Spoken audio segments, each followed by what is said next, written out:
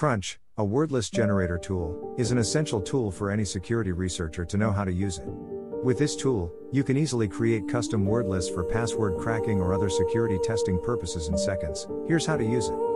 On command line, type crunch, followed by the minimum and maximum length of characters, values, or a combination of both to be generated, followed by word list type, i.e., characters, numbers, or a combination of both, and then output destination.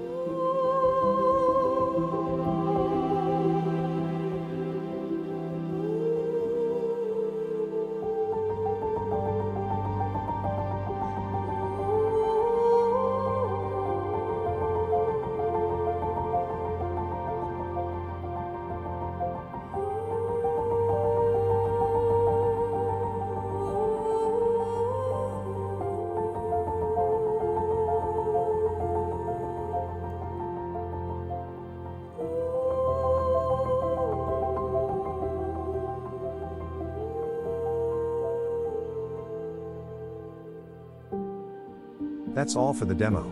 It's your time to try it out. Have fun. Cheers.